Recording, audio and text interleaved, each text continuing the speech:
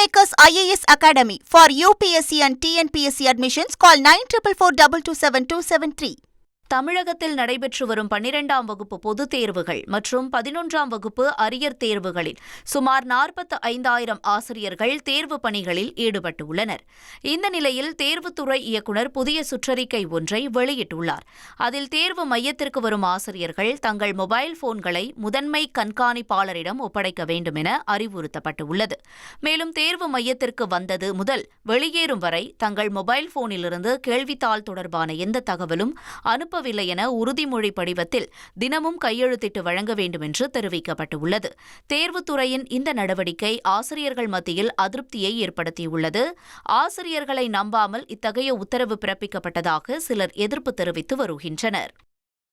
Kingmakers IAS Academy for UPSC and TNPSC admissions. Call 9442277273.